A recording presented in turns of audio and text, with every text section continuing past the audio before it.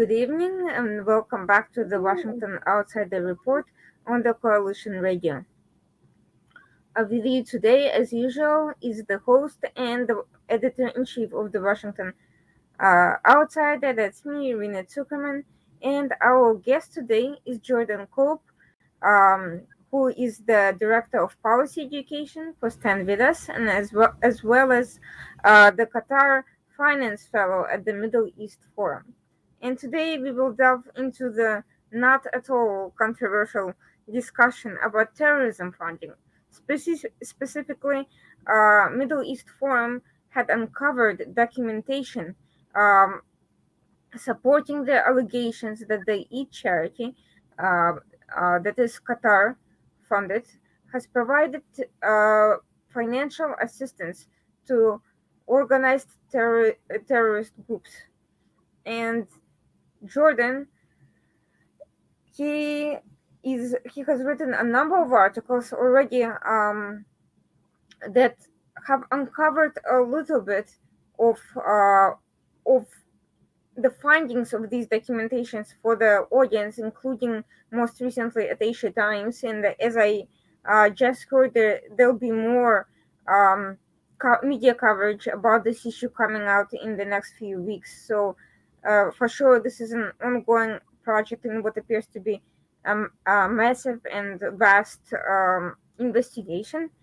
Jordan, before we get into this exciting project discussion, can you tell us a little bit more about yourself, your background, the organizations you are involved in, and how you ended up getting involved in this specific area? Of course, and thank you so much for Irina for hosting me. It's a real and tremendous honor to be on your show.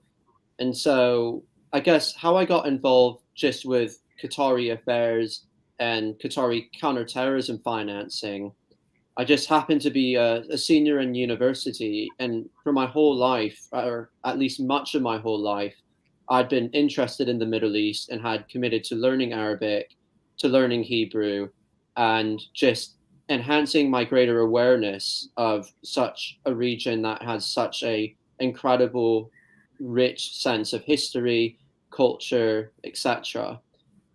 At university, I took a class called Health and Terrorism, and just by coincidence, I was assigned to terrorist organizations, and I was in charge of basically documenting how those organizations used health and welfare systems to promote their image and to outreach. And time again, it just happened to stun me regarding Qatari terrorism financing and Qatari involvement with these terrorist organizations. And so I happened to have a few internships along the way in the Middle East and met a few people.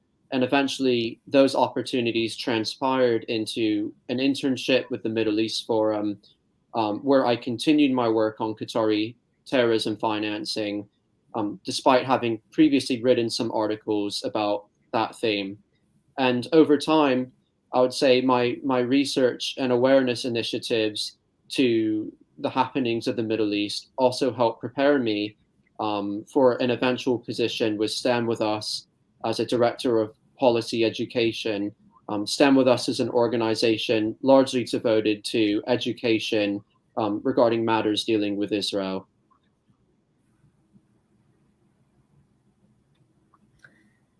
I see that Middle East Forum has an actual area devoted specifically to Qatar finance, which in itself, given that you are a fellow focused entirely on that subject matter, which speaks to the vastness of the available material, unfortunately. How did it come about that a small country that considers itself a US ally and an ally of other GCC states has become a subject of so much controversy related to terrorism, which I don't think anyone would consider a friendly activity? I think it's very important to understand that Qatar's influence largely comes from its natural gas wealth. It's situated on one of the largest natural gas reservoirs in the world.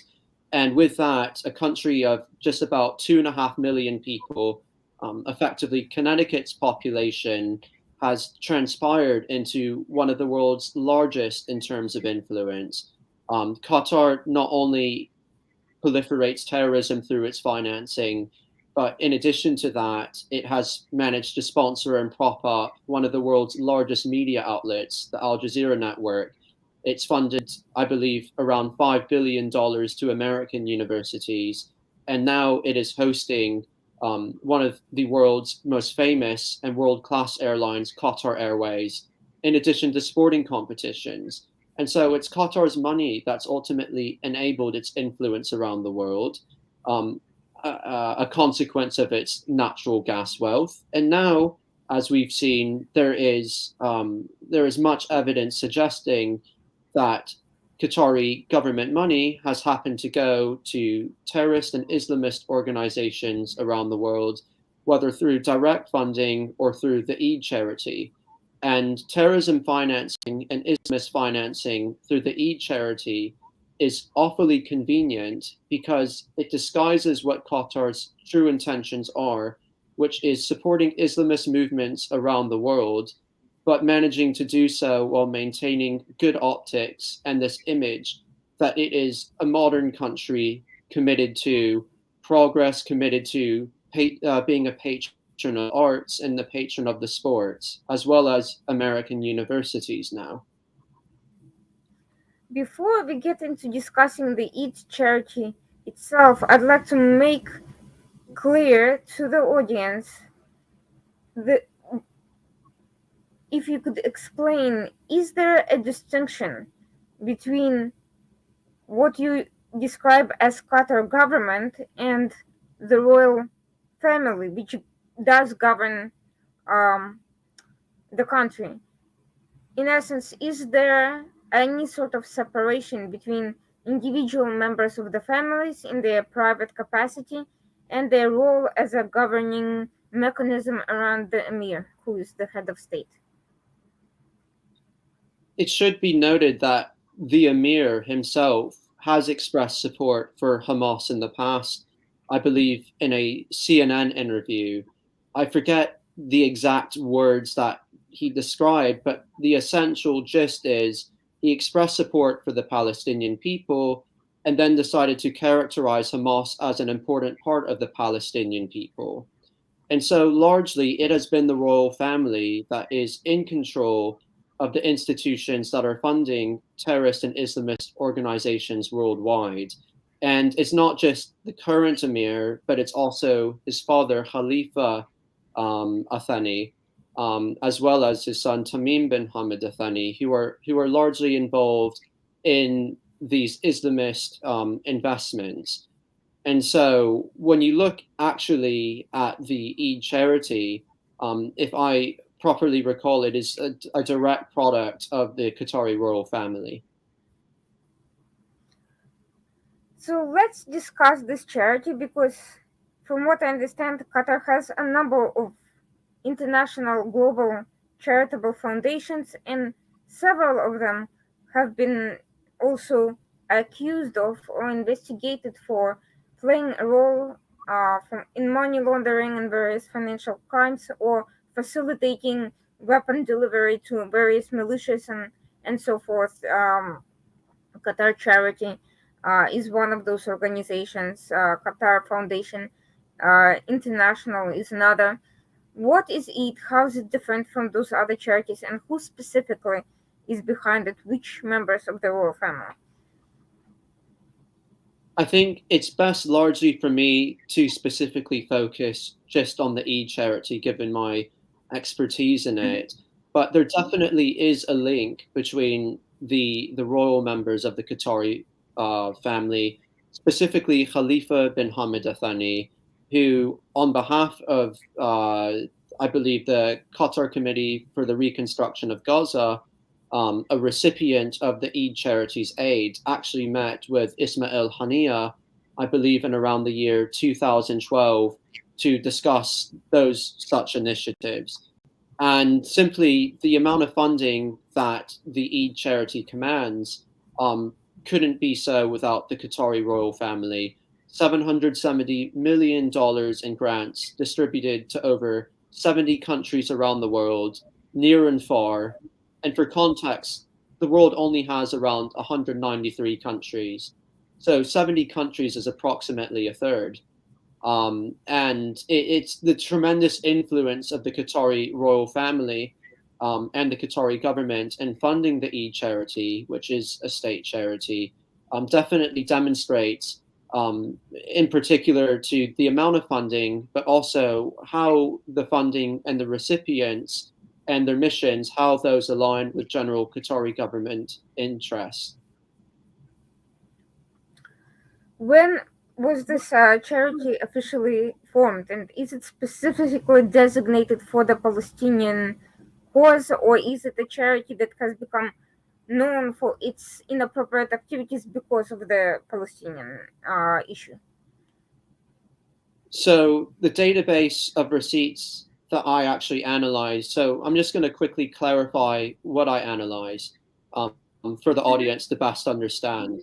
And so the Middle East essentially uncovered receipts from the Qatari government documenting where Eid charity donations had been distributed between 2004 and 2019. And frankly, the findings were overwhelming. Many of the quote unquote donations went to Pakistan, went to even parts of what you would call between North Africa and Sub-Saharan Africa, countries such as Niger, random countries such as Mauritania, grants would even go to. Even some grants would go to countries in Europe, as well as one grant at least went to Colorado to an organization. And so the findings, at least those I was responsible for, which govern the Middle East, there were recipients of the $770 million of funding. Of course, not all of that funding went to concerning organizations, but a decent amount did. And such funding went to concerning organizations and affiliates thereof that include Al Qaeda and the Arabian Peninsula, the Turkish organization IHH, which is designated by Netherlands, Germany, and Israel. And in addition to that, and of course not surprising, to Hamas affiliates. And then the funding that didn't go to those affiliates went to, in some parts, to the Qatar Committee for the Reconstruction of Gaza. And the receipts confirmed only a minor amount of the funding that the organization has actually received, but it inspired us to investigate the ties of the Qatar Committee for the Reconstruction of Gaza. And in doing so, I happened to discover affiliations between Mohammed Al Ahmadi, Ambassador Al Ahmadi, the effective chairman of the QCRG. And through that, we discovered ties between the QCRG, as in particular Ambassador Al Ahmadi, who had invited not just members of the Palestinian Islamic Jihad to his own residence, including Khalid Bach, and on top of that, Khadr Habib, but in addition, Hamas members such as Yahya Sinwar. And so charity has effectively become a front, and one that has immuned itself from attack.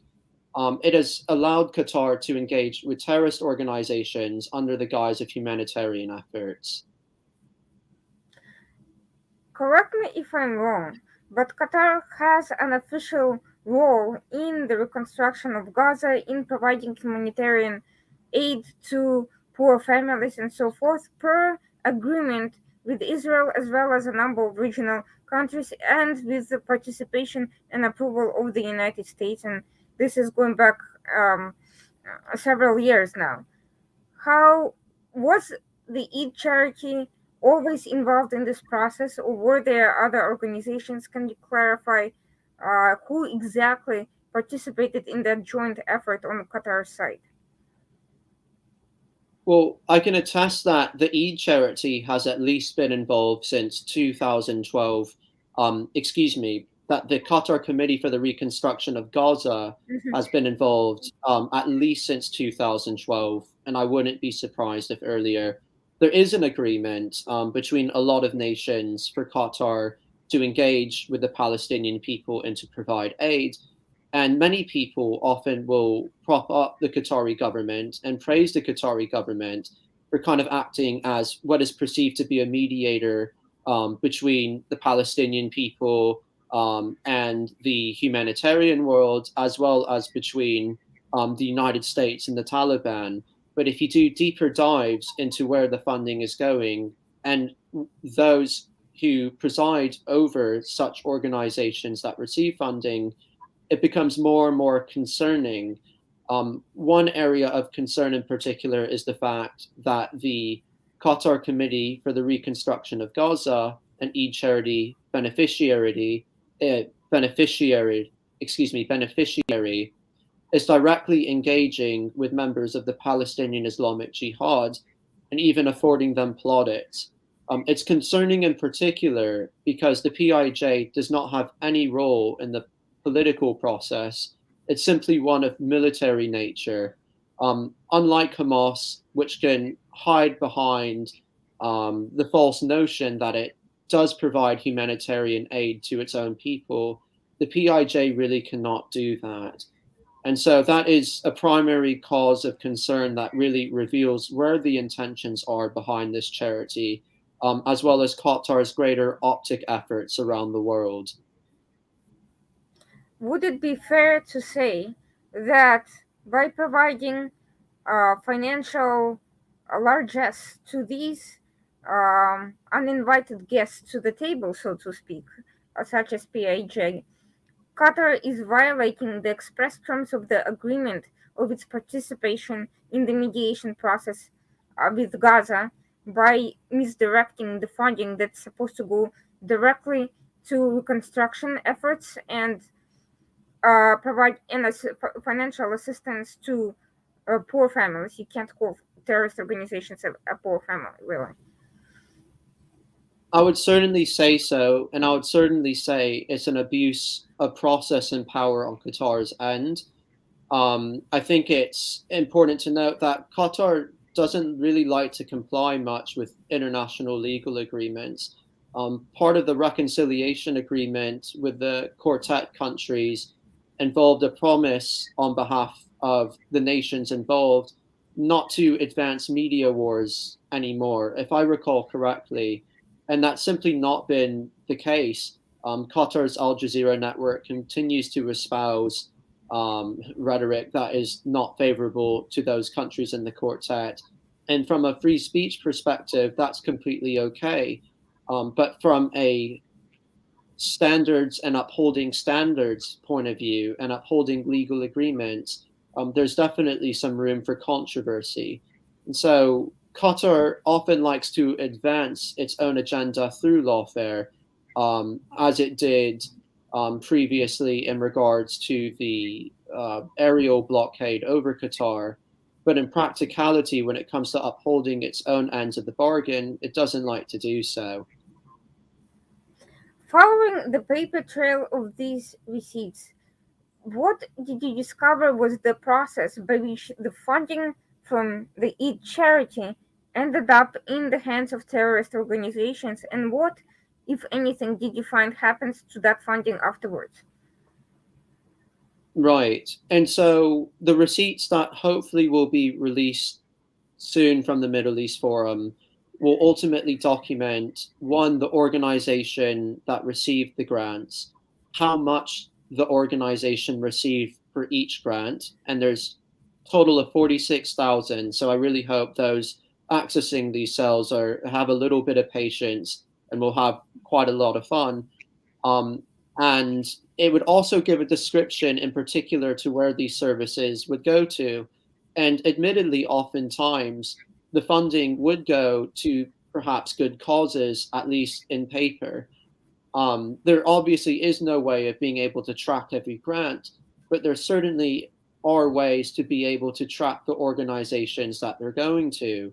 And I do think it's important to go over a few of those, Irina, if I may. because that will Please do. ultimately document. Yeah, thank you. And I think if we're going, there's two ways really to analyze, as I might have aforementioned, um, the organizations receiving these funding, because on one hand, we can see whether Qatar is directly financing terrorist organizations and Islamist organizations. And on the other hand, we can see how Qatar is simply using charity as a front for engaging with terrorists. The first organization which has benefited and whose affiliates have benefited is Al Qaeda in the Arabian Peninsula. Now, Al Qaeda in the Arabian Peninsula has received a lot of funding through and their affiliates have received a lot of money through three primary charities. Those primary charities being the Al Ihsan Charitable Society, which has received approximately $17.8 billion. And the organization is concerning in nature since it is literally banned and designated by the United Arab Emirates, Bahrain, Saudi Arabia, and Egypt for its ties to AQAP. And its ties to AQAP largely evolve from the fact that it is reportedly led by Al Yazidi, a former member of Al Qaeda in the Arabian Peninsula's Hadrami Council. Another organization of large concern tied to Al Qaeda in the Arabian Peninsula is Al Hikmah Al Yemeniya, and that organization has received approximately $6.5 million. And in the past, it has helped smuggle and reportedly recruit AQAP fighters, and it has provided material support to Al Qaeda in the Arabian Peninsula as well.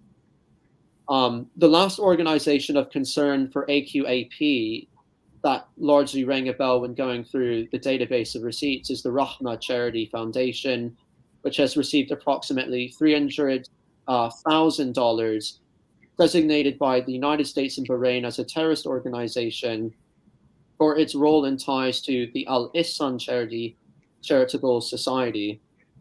And so other terrorist organizations whose affiliates have benefited includes quite obvious ones, such as Jamia al-Mujama'a al-Islami, which has received approximately $6.3 million, and its Khan Yunis branch in Gaza actually identifies as Al-Mujama'a al-Islami, which was founded by Sheikh Ahmed Yassin, whose name might ring a bell, given that he was the founder of Hamas itself. And of course, there's also the Islamic Charitable Society of Hebron, which has received around $5 million and was regarded as a part of Hamas's Dawah network between 2000 and 2004. The Lebanese Jerusalem International Foundation, a recipient of $3.7 million from the Eid charity, which is designated in the US by the Treasury, I believe, for acting on behalf of Hamas and for drafting plans, documents, budgets, etc. on their behalf or for them. Notable Hamas organizations also include the House of the Noble Quran and Sunnah Society, which has received approximately $500,000. And upon further investigation, it was discovered that this organization has personally hosted Ismail Haniya as kind of a celebrity at its events. And at one such event, he actually distributed awards in a Quran recitation competition. The last two notable Hamas orgs are the Ibn Baz Charitable Society, a recipient of $3.5 million, whose president, while acknowledging some tensions with Hamas in the past, its president, Sheikh Umar al-Hams, has expressed that he sees room for cooperation with Hamas, and he notes, the goal that we see is to bring hearts, ellipses, closer and postpone disputes before the battle with the Jews, ellipses. Hamas bears the slogan of Islam, and whatever our differences, Islam brings us together. A partner of the Ibn Baz Charitable Society in at least one event is the Al-Nusra Charitable Society, which has received a remarkable $13.2 million from the Eid charity. And that cues us into the next terrorist organization, IHH, because the Al Nusra Charitable Society had received money to sponsor an event from them. And so now going to IHH, which is one of the largest recipients and is actually explicitly outlined and defined in the receipt, received about $23.2 million. Many people will know IHH, in particular because of its role in the Mavi Marmara incident, in which 40 reported jihadists sought to infiltrate Gaza. Three of them actually beforehand professed their willingness to become martyrs, and many on board actually were found brandishing knives, broken glass bottles, slingshots. Some reportedly even had Molotov cocktails and detonators, according to the IDF. And so, Irina, the essential point I want to relay is that it is the organizations that are receiving the funding, and those organizations that are directly outlined in these receipts, that is the cause of concern. And it is explicitly outlined, and it's interesting to see just how bold Qatar is in terms of leaving this paper trail. I was actually just about to remark on that this is astounding that someone would not only keep all these receipts uh, rather than disguise them or provide some sort of euphemistic general description, and the fact that this paper trail was discoverable in some capacity as opposed to buried in some underground hard drive disk that's impossible to reach by all but the, the members of the royal family or something like that. Clearly, either their security protocols are not what they should be, or they just don't really care. And that's actually the point that concerns me more, the fact that Qatar does not appear to worry much by the fact that these flagrant violations of international legal agreements come out into the open. And this brings me into the security aspect of all of this. US, on a number of occasions, including this year, has praised Qatar for its assistance in counter-terrorism efforts. I will leave aside political considerations regarding um, its alleged mediation roles in Afghanistan and all these other issues which are questionable. I'm focusing entirely on the strictly speaking legal area of counterterrorism, where State Department officials have claimed that Qatar is providing assistance and cooperating with the US, with the other members of GCC, and with international efforts to combat terrorist threats.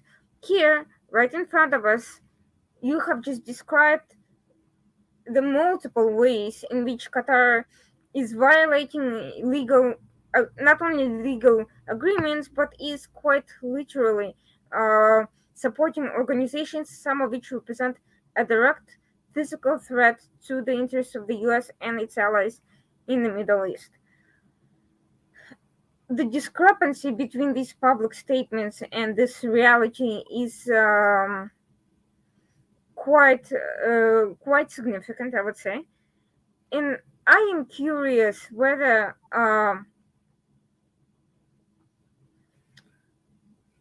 Qatar has taken any measures to try to kind of make claims that, for instance, there is some sort of a separation going on between its counterterrorism activities and this funding. Have they tried to make an excuse that the funding was misdirected on some on some implementation level?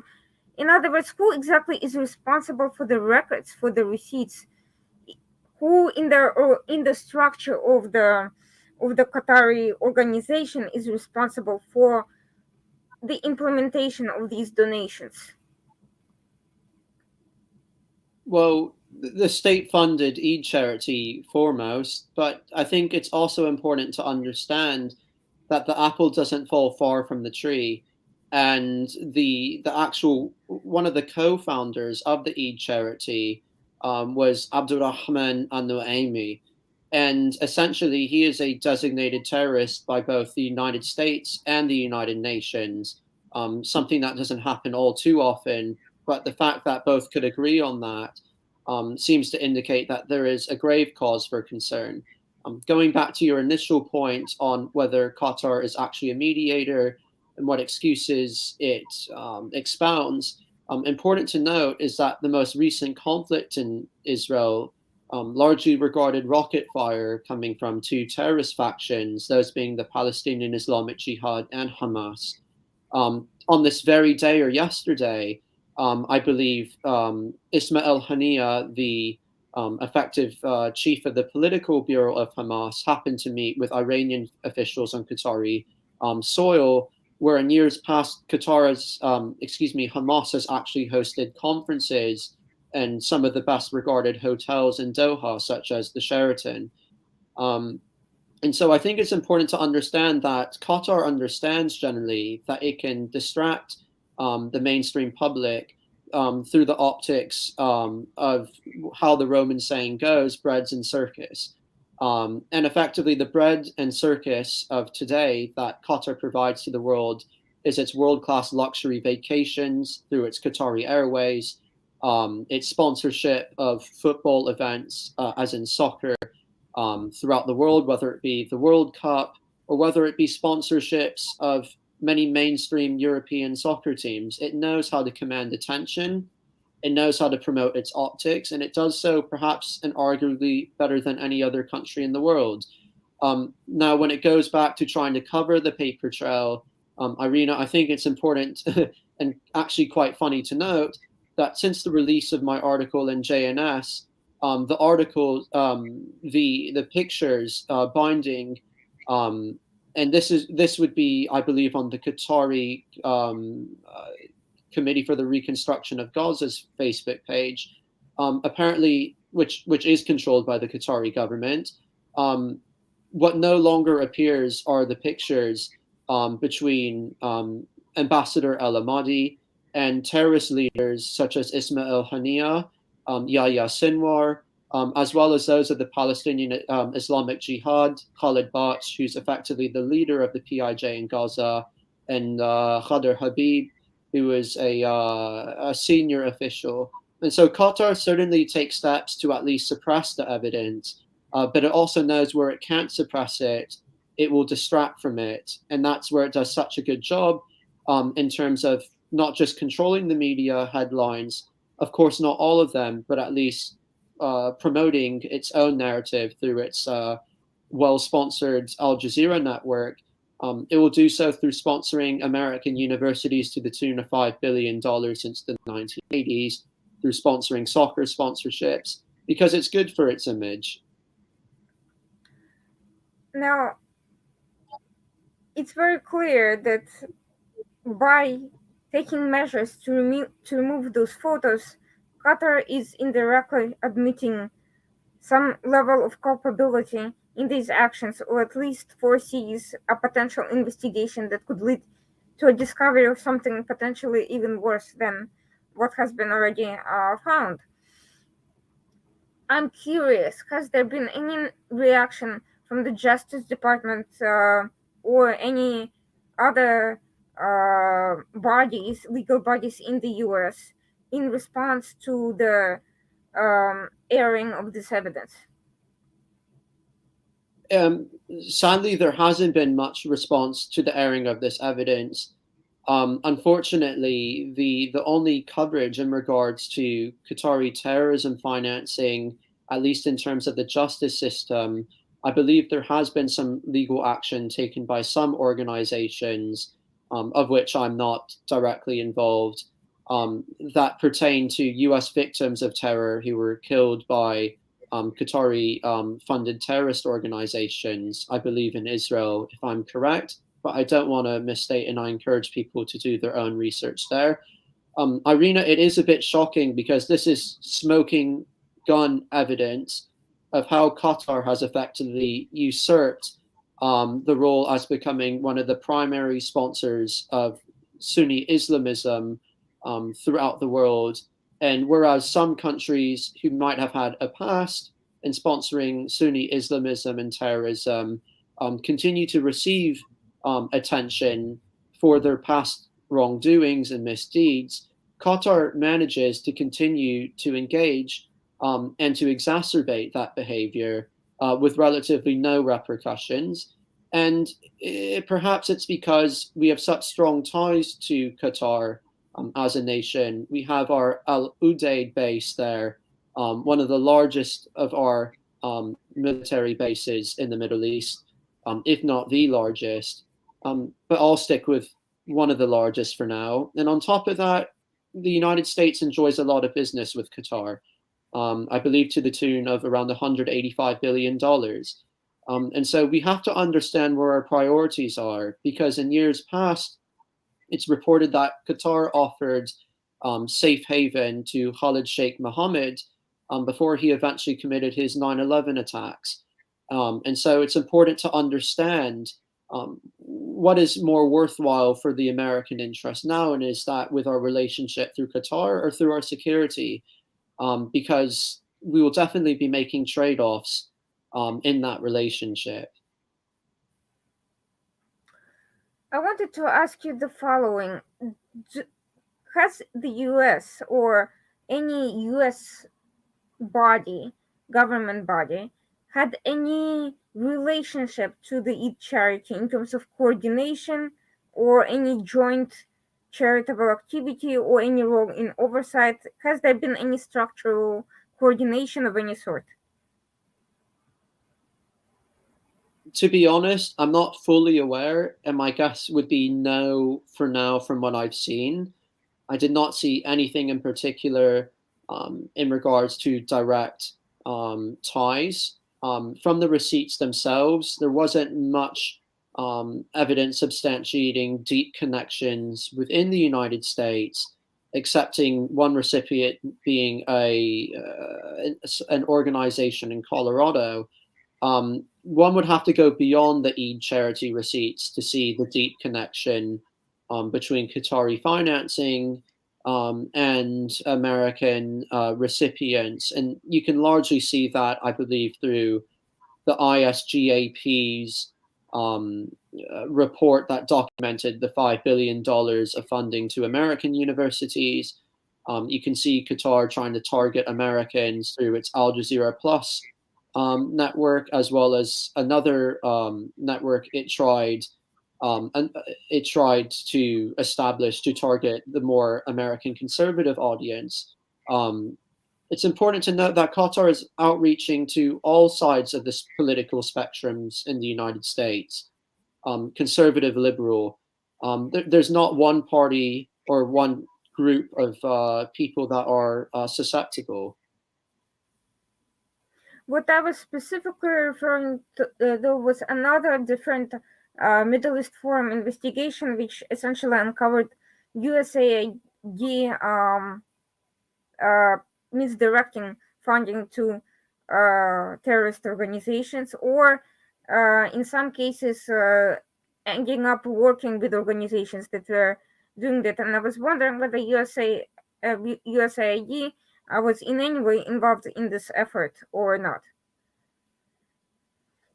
To be honest, that area is not my primary expertise, but I will encourage audience members to wait until the coming week or two when the Middle East Forum will hopefully release another essay regarding the impact of the Eid charity on the West. And so there might happen to be something there. My particular expertise, or at least focus, is in the Middle East in particular.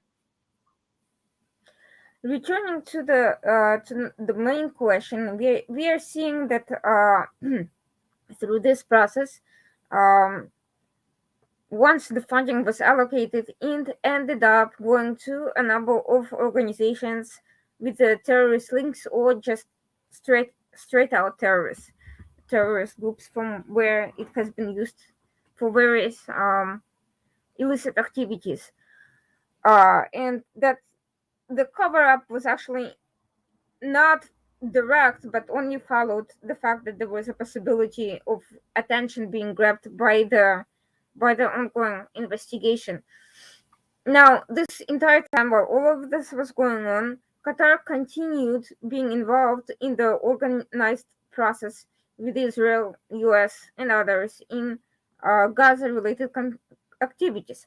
Specifically, we are talking about the fact that it's allocating a monthly sum to Hamas in exchange for not rioting and causing problems for Israel, which it at time an arrangement that Hamas has at times violated, but inevitably it always comes back to the same arrangement.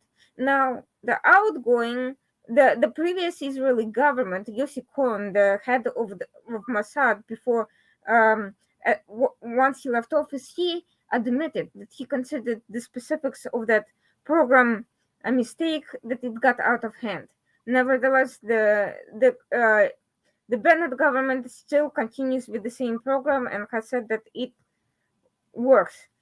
Now, uh, while the actual, let's, if in the event that Qatar had not actually been involved in terrorism sponsorship, even direct humanitarian aid to Hamas leadership itself, and the nature of such an extortionist arrangements could have been problematic from the perspective of many people, understandably so.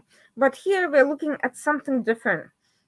Here we're seeing that Hamas is essentially creating a problem that it then volunteers to help solve. This is not a new phenomenon. We have seen Qatar do the same thing in other instances with other countries, but in this specific instance, it's not only providing an arrangement of questionable value that, from a security perspective, is tactical and short term at best, but it's literally creating by itself the problem by funding the very bodies that are then extorting more money that is then given to them officially. What has been the reaction of Israeli officials, as well as maybe other neighbor officials from any other country, to this kind of conundrum? I think there is more of an awareness these days amongst officials regarding the dangers. I think at the same time, though, it will take time perhaps to see a shift in policy change towards Qatar and allowing it to continue to fund, excuse me, yes, from allowing Qatar to continue to fund humanitarian efforts in Gaza. It has been seemingly scrutinized more in recent times, but to actually see, I say, a dramatic shift, hopefully that could come in the coming years. I think it is concerning though that Qatar continues to supposedly mediate between a terrorist faction that it actually recognizes and a country that it won't officially recognize. And it's especially concerning Qatar's involvement, given its ties to Iran, a country that uh, reasonably should be considered an existential threat, not just to Israel, but other countries in the Middle East. It's a big cause of concern. And I do think that it probably could be for the betterment, that there is probably a greater distance and distinction between humanitarian efforts in Gaza and the Qatari government. Has there been any response from either from Israel or from anyone else in the region when this information came forth? Irina, I don't really think there's been much response at all. Much of the mainstream media attention afforded to criticism of Qatari policy has largely been in regards to two causes that definitely deserve awareness. Those being Qatar's kafala system, which many would argue is a practice of modern day slave labor, and on top of that, to Qatar's track record, and unfortunately tragic track record of the Qatari government suppressing gay rights in the country. Terrorism financing does not quite remain a priority in terms of media attention and coverage these days. And these documents, which really are smoking gun evidence of Qatari terrorism and Islamist financing and the ulterior intentions of Qatari government, have yet to receive the adequate attention that they deserve.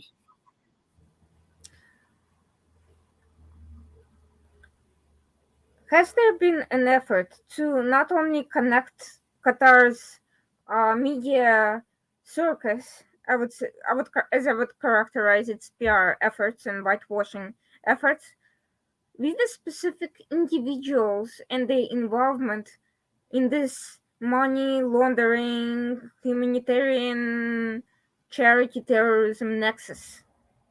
In other words, has there been any effort to draw attention to specific individuals involved in the implementation of this program, to draw attention to the fact that it's not just some abstract notion of sponsoring terrorism that may go over people's heads a little bit and not attract attention, but that there are individuals who've been involved in other terrorist activities that affected U.S.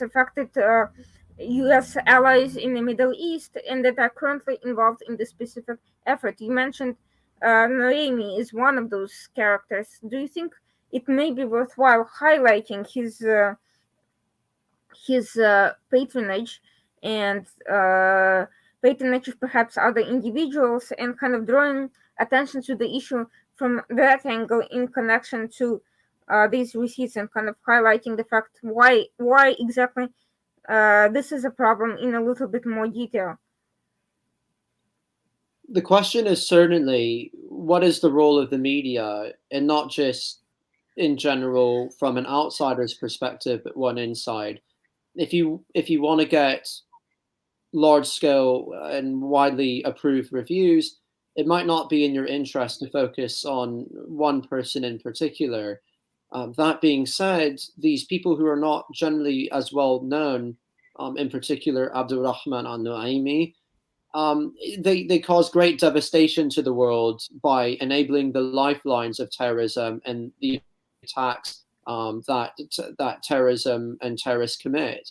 And so these headlines might be far more boring and far more in depth, but there should be far more investigations binding those involved in the e-charity, whether past, current, or futurely, and document and understand what exactly they've promoted in the past. And that's important to understanding where the funds will go in the future. In terms of the database that you mentioned, with the information from these receipts, for other researchers seeking to pursue and kind of follow more in depth this paper trail, what would be the best way to examine these documents? How is it organized essentially? How would it, in what would make sense in terms of looking at it, and for further research, for further investigation, writing about it, publicity, and so forth? I think it's a very good question, and the sheer amount of cells will overwhelm. But if you look at it in terms of the countries where the funding is going to, I think if people do want to look into these documents, perhaps they should consider looking into the particular countries that are receiving the funding, and then align their expertise with those countries that they will look into. If not that, then I recommend looking into the names of the organizations. If they're counterterrorism experts, perhaps it could be beneficial for them to do a quick scan and see if they notice any other organizations that may be of concern. In my opinion, there are probably still a few of them. The issue is that as a think tank, the Middle East Forum generally has to be modest in releasing its results in order to preserve utmost accuracy. And so I do encourage people eventually, when the database of the receipts are released, and to see in particular how they can be of best benefit, because there's a lot of information about a lot of different organizations that has yet to be properly documented and organizations audited. When do you expect that to happen? The full release of the So database to. the project itself has been a long time in the making. Just to get the articles up has taken many months. We do have a timeline, at least the Middle East Forum, excuse me, has a timeline, hopefully to release the results sometime fairly soon, maybe in the coming weeks. And I think those in the Middle East Forum whom I'm in touch with realize that there's a more pressing need. So I would stay advised of future press releases to come in the coming weeks. But I think once people go through these documents and realize that this is just the tip of the Qatari terrorism financing iceberg, given that so much of what we know about Qatari terrorism financing isn't even in these documents, one will really get the impression that Qatar has become the prime sponsorer, if not the foremost, in terms of modern day Sunni Islamist and terrorism financing. And a quick note, it should be noted that obviously there is a big difference between Islam, a very diverse and mostly peaceful religion, as opposed to Islamism, essentially, which is on the basis of a fundamentalism used for political and ulterior purposes.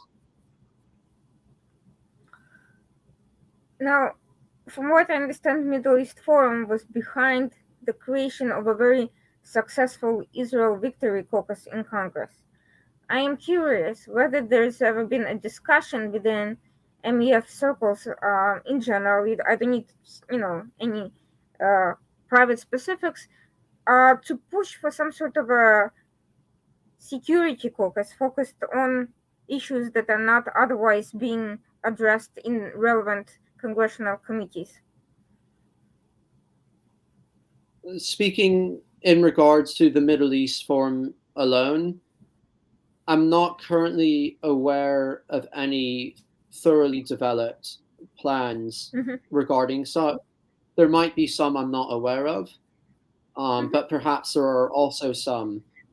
As noted, Qatar's ties to American government are quite extensive. I strongly encourage people to look up on Twitter what I believe is the Qatar American Business Council or something of the like to learn more about how Qatar has been outreaching to state officials as well as federal officials.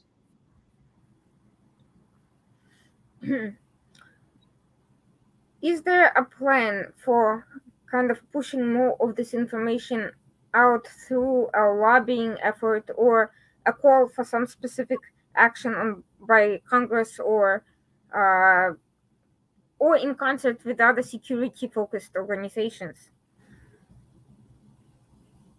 I'm not, unfortunately, currently aware of programs that do exist.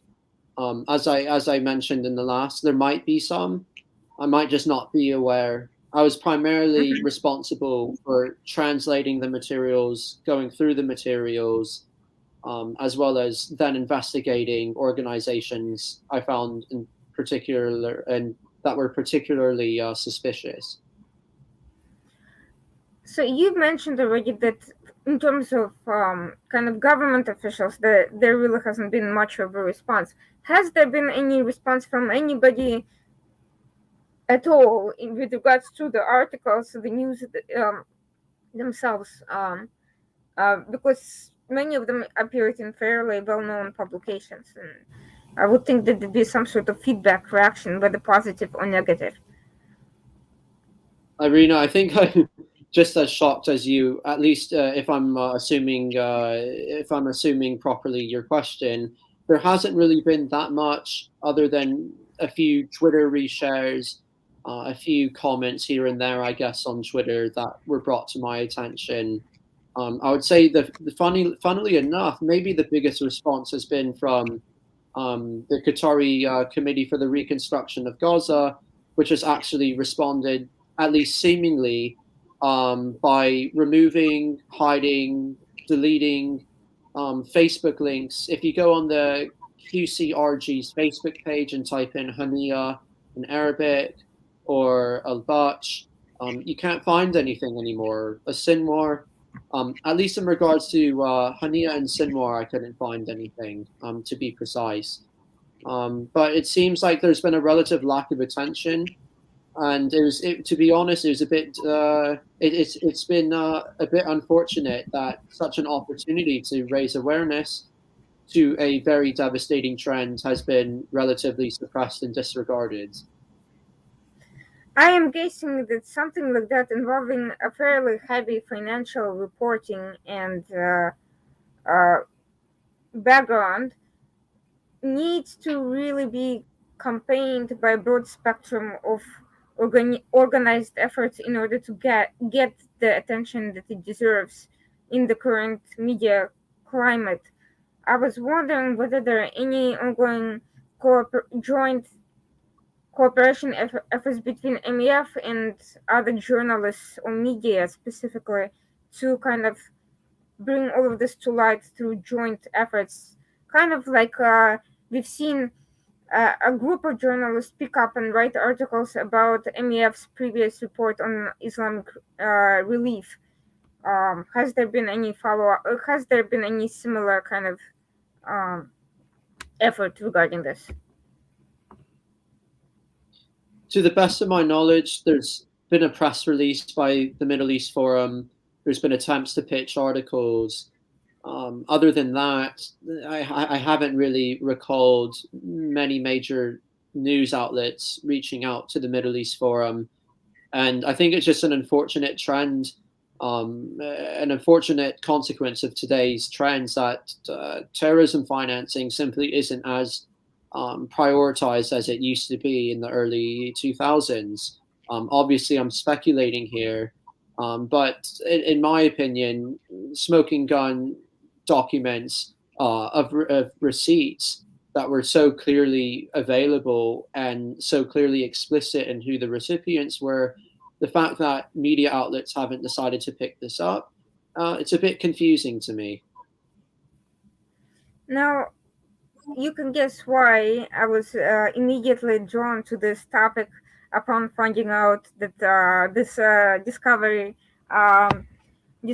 happened, and now that I'm finding that it's actually even more of a bigger hole than I thought, with multiple countries being involved in information could that would need an entire committee to just go through it. I am curious, what is the direction this on MEF's part, on to your knowledge, given following the release of the final essays and so forth, what is the direction MEF is hoping to follow with this, and what further opportunities from your perspective lie in pushing this out to where it can get the most attention? So I'm obviously detached in some ways from the Middle East Forum. Obviously, I have my roles within the organizations, and then there's higher ups who certainly probably have a plan that I'm not aware of. Mm-hmm. And to the best of my knowledge, there will be another article released. There's potential that there could be a few more articles released about other regions of the world.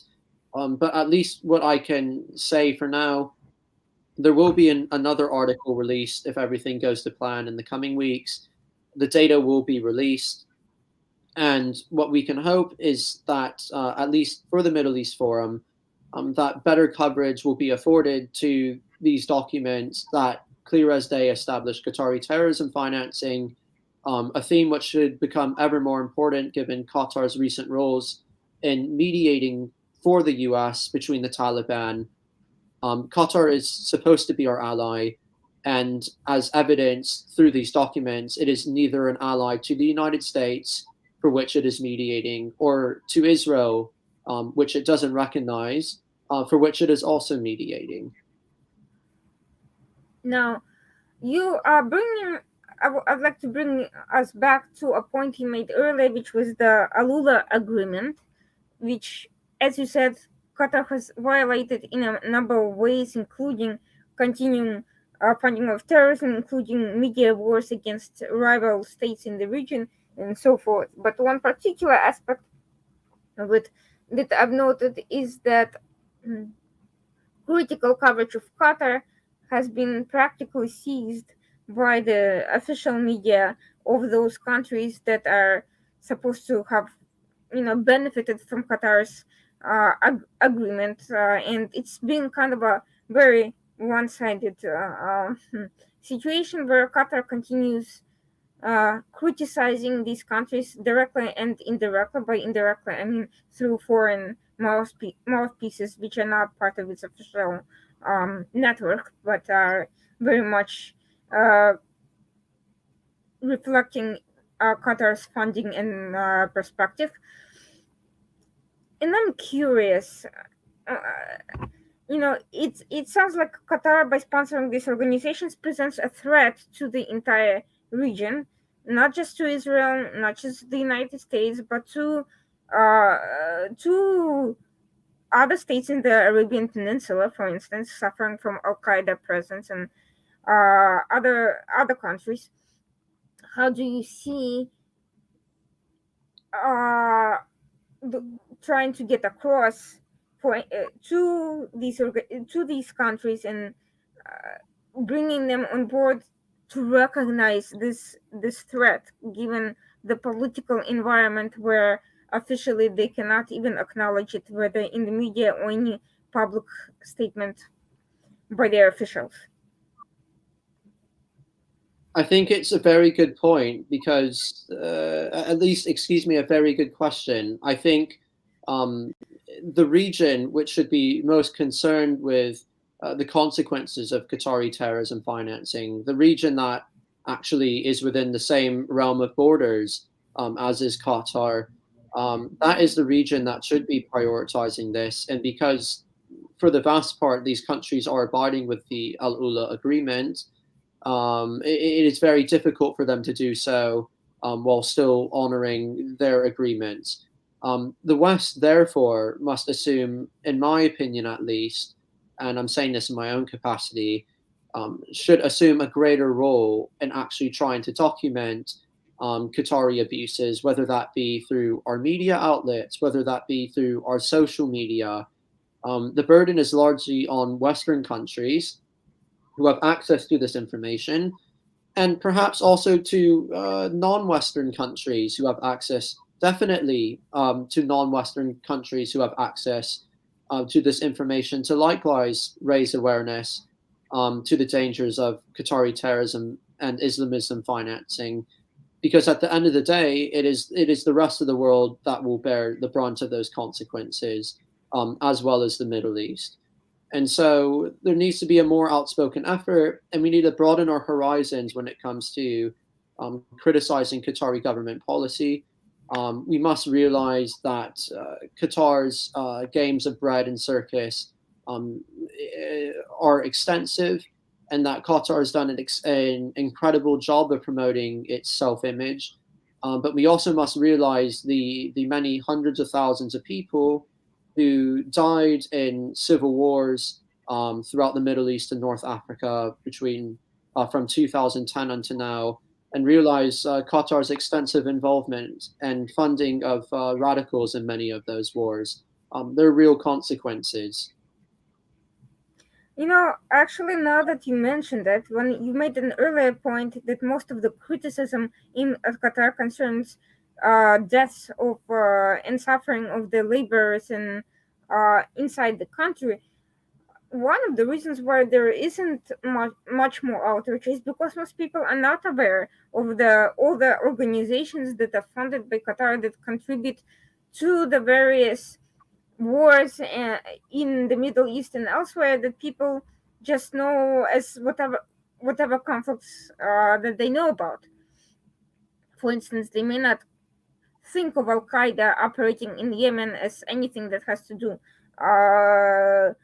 with Qatar, but obviously there is a direct connection because AQAP, Al Qaeda in the Arabian Peninsula, is the body that's active there and has caused a number of terrorist attacks. Um, Similarly, it becomes a self-perpetuating cycle. People get outraged and by something they know about. Labor deaths in Qatar is very simple because it's in Qatar. Something that happens somewhere else, there needs to be a link saying this organization did this and this is what happened, and this is who sponsored it, and this is where they're getting money from. So basically, it became very easy to cover up Qatar's funding of these conflicts, and no one is going to be outraged about something they have zero information about, and that's not being linked to these events. And I'm wondering whether that's an angle that should be highlighted more in the future. You see the horrible war in Yemen. This is one contributing factor that no one is discussing. You see the conflict in Syria. These organizations, in addition to being terrorists themselves, have gotten funding from there. This is who made them possible. This is what gives them lifeline. This is what gives them lifeblood. You want to be outraged about something, be outraged by the fact that conflicts don't just happen by themselves. They continue because somebody is paying to make sure that they continue.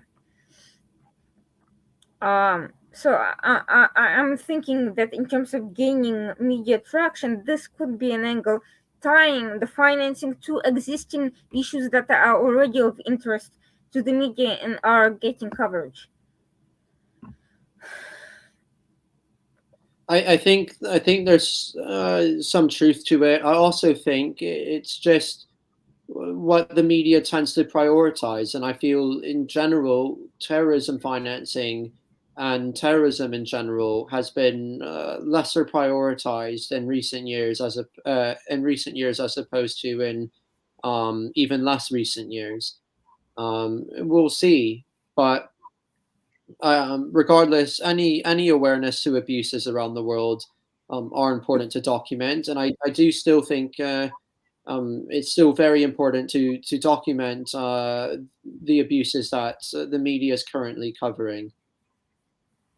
Do you think this what you mentioned, this relegation of terrorism and terrorism financing to the back burner, is it just an issue of terrorism fatigue and the kind of infotainment environment, or do you think there's a concerted effort to to make sure that these issues are not being exposed? I think it depends from the media outlets we're generally exploring. I think in large Western media outlets who have endured the consequences of wars to combat terrorism might be a little less interested in the sense that it's draining to see coverage from Iraq, from Afghanistan, at least in years past, and to see such coverage and to continue hearing about such tragic losses both on our end and of civilians in the region. I think in that regard, I think there is a will to kind of suppress hearing about terrorism and terrorism financing. I think, at least from the Qatari government standpoint, I do think there's a concerted effort to promote its self image, which often is one that glorifies the country, excuse me, for other initiatives, whether that be its football sponsorships, its academic sponsorships. It's interesting that the Qatari government also sponsored a campus for the Brookings Institute in Doha. So American think tanks are also being targeted, and that needs to be noted, at least in the past. But I think from the Qatari government standpoint, it's about promoting the Qatari government interest. And they do a really good job of that through using Western narratives and frame points through advancing that, in particular through AJ Plus. So here's the biggest question to wrap up the discussion, and that's about Qatar itself. As you mentioned, Qatar has a lot of money coming from LNG, and it has invested successfully in real estate, in media, in assorted businesses around the world, airlines, travel, tourism, you name it. Why on earth does it need to invest in terrorism as a foreign policy endeavor to compete for influence with other countries and to promote its agenda? Why does it feel that it needs those extremely destabilizing operations in order to be advancing its primacy, whatever you name it, rather than through genuine humanitarian efforts and more positive means of influencing societies? I think it's a brilliant question, Irina, and I think a lot of experts would argue that Qatar has cozied itself up with Islamists, primarily as a means of protecting its legitimacy as a monarchy, and that Qatar primarily did so during the Arab Spring to make sure that it could circumvent riots and maintain its legitimacy. There's a major problem with that argument, especially considering that Qatar has cozied up to terrorists and Islamists for decades now. In the 1990s, it offered safe haven to Khalid Sheikh Mohammed, the mastermind behind 9/11, who eventually committed 9/11 because he was afforded safe haven. And reports allege that Qatar actually intervened and interrupted U.S. efforts to arrest him. Regardless of however true, it is certain that he did have safe haven there. And even after all this time, Qatar still engages with Islamists. It allowed the Taliban to operate on its soil before restoring itself and repatriating itself, for lack of a better word, in Afghanistan. Qatar is still involved in this day and age in supporting terrorists and offering them safe haven. Members of Hamas still seek safe haven in Qatar, as members of Hamas also seek safe haven in Turkey, such as Salah al Aruri. And so it's important to understand that if it were really true that Qatar's motive was to preserve its legitimacy and to maintain stability until the end of the Arab Spring, it wouldn't still be supporting and offering safe haven and sponsorship for terrorists and terrorist organizations now. And it wouldn't have done so well before the years of the Arab Spring. Islamism is at the core of the Qatari government's agenda, and we simply must accept that. Everything else is really a distraction at this point. I would argue that given the fact that there is a major U.S. Base in Qatar is reason enough for it not to be particularly concerned about an uprising. No one is going to invade the country for fear of a direct confrontation with the United States, even. And in terms of Muslim Brotherhood, it has been one of the primary beneficiaries of Qatar's funding, which raises, not to mention random militias around the world that have nothing to do with Qatar and would never even get anywhere close to Qatar in order to attack it. So the question is, why is Qatar once again creating a problem that it will later claim that it has to combat by making deals with these people? The easiest way to avoid being attacked by Islamists is to defund the Islamists and make sure they do not have the means or the followers to continue to be a threat to the government or to its interests. If, Right. as you say, the Islamism is at the core of the Atheni family, question is that family fit to rule a country? Irina, it's funny. I actually didn't even go so far in depth into Qatar's involvement with the Muslim Brotherhood, which obviously involved billions of dollars of funding to the Muslim Brotherhood, its affiliates and its offshoots, whether that be the Morsi administration in Egypt, which received around a $10 billion loan to Hamas. I mean, whose funding might nowadays be anywhere between 1.1 billion to 1.8 billion, to Islamists in Libya and to Ahrar al-Sham in Syria, which coordinated attacks alongside Jabhat al-Nusra, an offshoot of Al-Qaeda. I do still happen to believe that the motives of Islamism are at the core of the Qatari government. It simply does not make sense otherwise why Qatar would be investing in these organizations unless Qatar is doing it simply from a power standpoint, perhaps to invest and to incite insurrections in countries with whose leadership it disagrees with. But I don't tend to agree as often with that narrative from a personal standpoint, simply because oftentimes the countries in which there were revolutions, the leadership of those countries often would likely support the same Islamism, at least to some extent, as that which modern day Qatar does. And if not Islamism, at least it would generally support um, the post-colonial narratives of the post-colonial world, which quite often strategically would align with those of Qatar. But whether from a geopolitical or religious standpoint, it's quite clear that the royal family is invested in terrorism and extremist ideologies that breed terrorism, because Al Qaeda and all these other organizations stem from Muslim Brotherhood ideology and related extremist political Islam movements. So the question is, what gives a political body, in this case a royal family, legitimacy to operate in the world and to hold power if it abuses its power to cause devastating damage around the world? In other words, should is that something that we should be defending? Is US in protecting this particular regime as opposed to finding a better ally?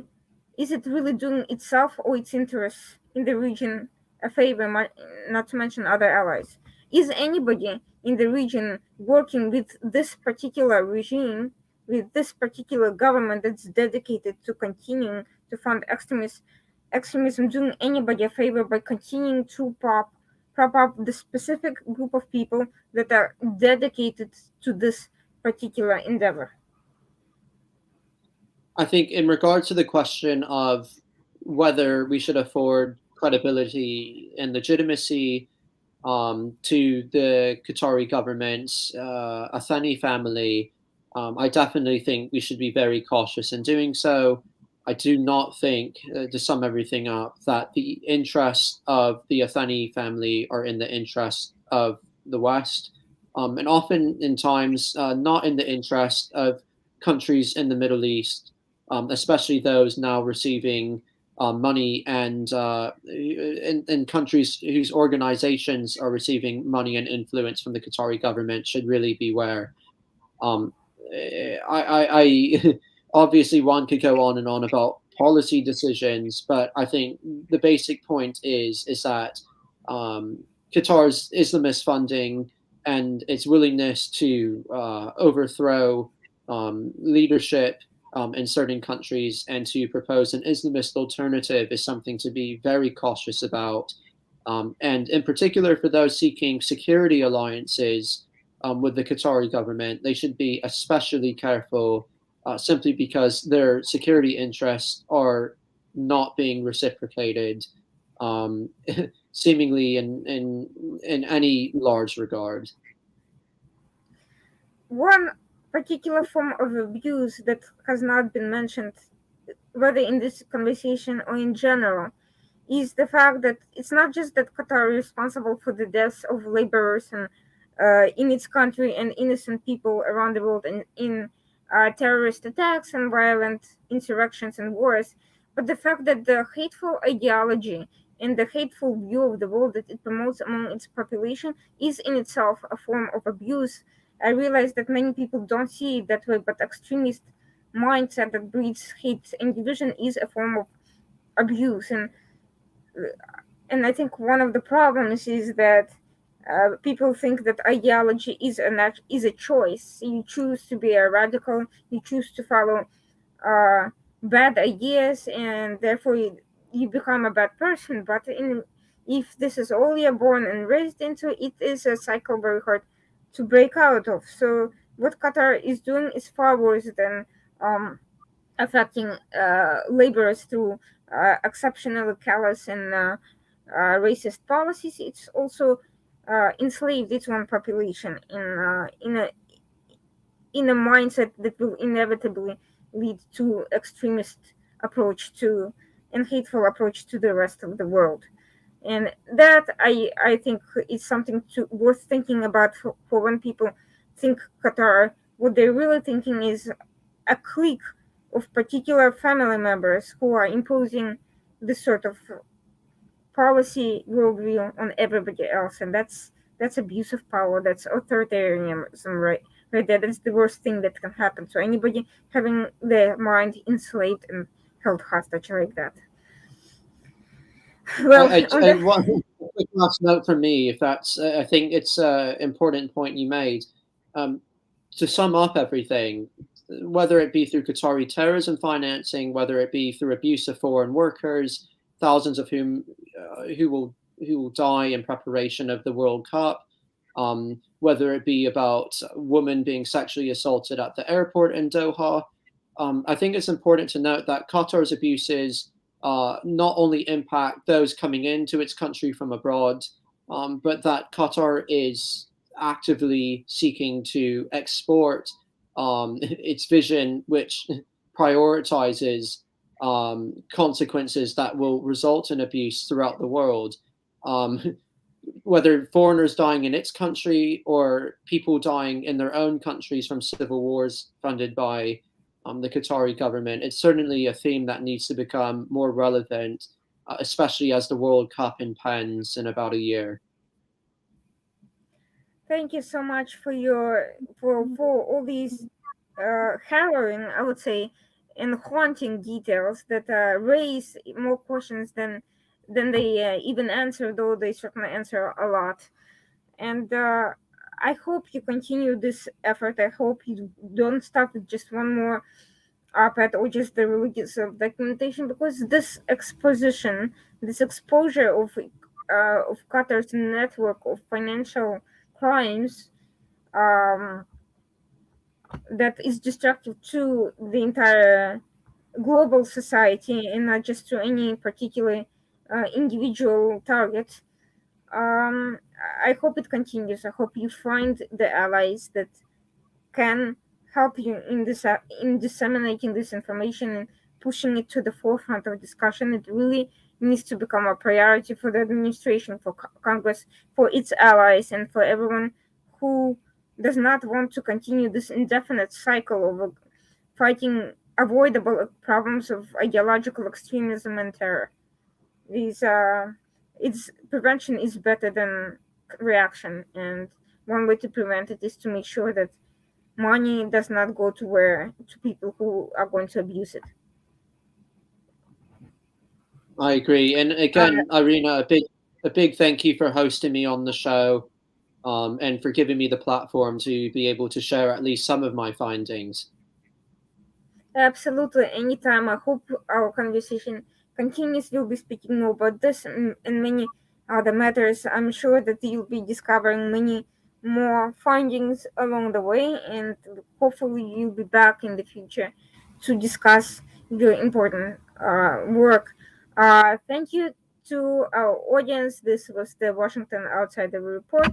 Today's guest was Jordan Cope, and we were discussing Qatar's support for terrorist organizations. Uh, we'll be back next week, same time, same place, 9 p.m. Tuesday. Thank you and have a good night.